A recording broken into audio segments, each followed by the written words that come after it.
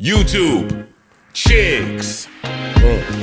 Get ready. You know what to do, chicks. Listen, Chick Smooth. Hey, Chick Smooth. Appreciate all the coverage that you've been doing. I've been watching your shit for a while. I just subscribed to your shit too, bro. Nah, Drake, this is downright evil, my boy. Did Drake just try to use Akademiks' hip-hop credibility to get a lie off? Now, a couple days ago, a guy by the name of Chris Blake Griffith posted a DM with Drake. Now, in that DM, Drake not only talks about his lawsuit with UMG, but he also uses the analogy of LeBron James cheating on his wife in the messages. Now, this was the first Drake screenshot message that he dropped, where Drake says, I don't know no details, fam. I'm just showing you outside perception. I think there's better ways to go about it, is my opinion. Me and Universal is like if Nike was funding a campaign about LeBron cheating on his wife. Not Adidas or Reebok, Nike, the company he been with since he started. My situation is not no street shit. Everybody before me that tried the label was too eccentric, so they wrote them off as crazy and they never had to pay for their sins and mistakes.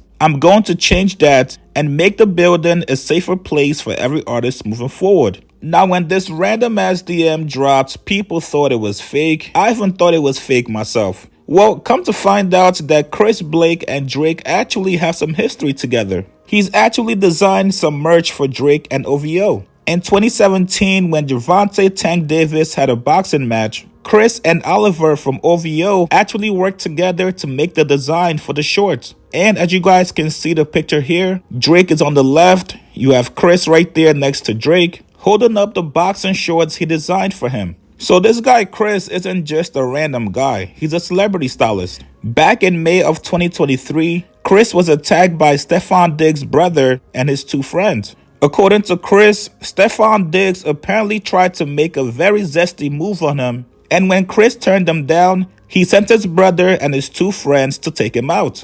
TMZ actually dropped the elevator video proof of the incident. Now, this is where Drake comes in. Chris is currently in a legal battle with Stefon Diggs. So he goes on to ask Drake, hey, big bro, since I've done some work for you, we're cool with each other, you've got a very big platform, damn near 143 million followers on Instagram. Could you please help me out by posting this video to spread awareness about my situation? Drake essentially tells him, yo, go kick rocks. I'm not doing that, bro. Drake told him, bro, you're asking me to post a tape about you ratting on people, G. I just don't really come from a family or friend group or a city where that's acceptable. I live by a code that's become law. We all just gotta deal with our own shit off of here. Not telling you to be no super gangster or tell you what to do, but it made me feel super weird you would think I would be into supporting that type of shit. Now, I'm not gonna lie to you guys, man. In hindsight, this is hilarious. Drake, you have a lawsuit on UMG and Kendrick Lamar.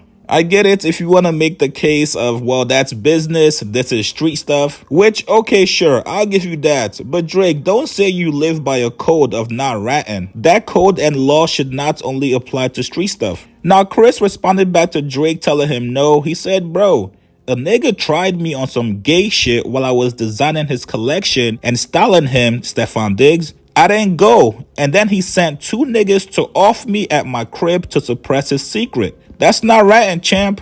I survived the hit, and he had money on my head, so I spoke up. That's like me telling you that you ratted for pulling Universal's card because they played with you in front of the entire world. And then that's where we get the Drake response that looked random when he posted it initially. Now, this is where Akademiks comes in. Once the post started to go viral on social media and people started looking at Drake weird for trying to put LeBron in some shit, Akademiks goes on Twitter to clear things up. He said this is a fake DM. Drake called Buddy a rat. He got mad and made up some fake DM to try to make the blogs and go viral. End of story.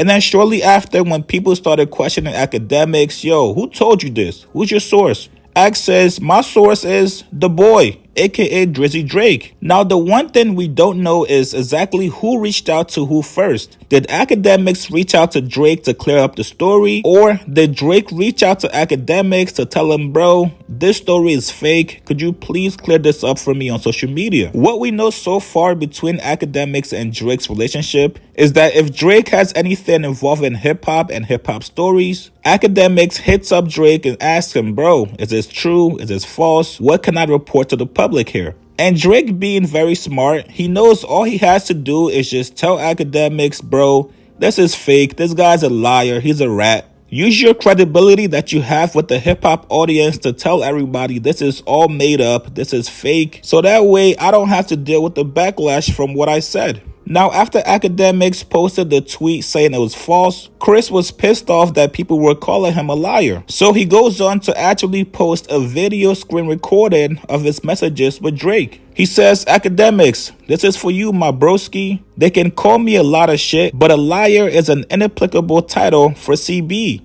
Now I'm wondering what the fuck else homie done lied about. I collect receipts for every move I make, because I understand how political this industry is. It's always big platform versus low platform, and we know how that game goes. To the young bulls coming up in this shit, be careful developing relationships with your idols, as you might find out who they actually are. Y'all stay politically correct. I'ma do what I did, ninja. He then warns Akademiks, yo, Ak, don't let Karen lie to you like that, broski. Now, I don't know about you guys, but this DM between him and Drake seems very real to me. If anybody knows how you can Photoshop an entire video recording of messages between you and somebody else, you guys hit me up on Instagram DMs, because that seems like a lot of work for nothing.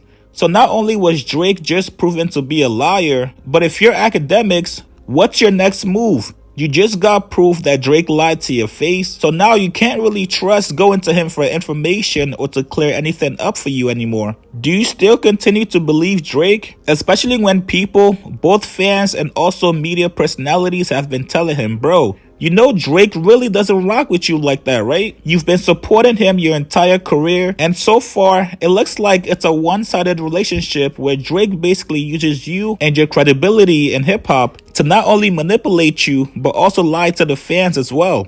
And it's not even about getting Akademiks to eventually turn on Drake and start dissing him. It's more so about realizing that this guy Drake does not care about you, or if your credibility and reputation that you spent so many years building up takes a hit. Even though Drake is your idol, you have to understand that Drake is just like any other rapper. They'll lie in your face and manipulate you to get exactly what they want and their narrative to be pushed. Listen, man, you guys get in the comments below. What do you guys think about Chris proving that the Drake DMs were actually real? And if you're Akademiks, do you text Drake back and say, hey bro, can you please send me a video recording from your end, just so I can make sure it's actually false? Post your comments below, subscribe to my channel, like this video. I'll see you guys later, man.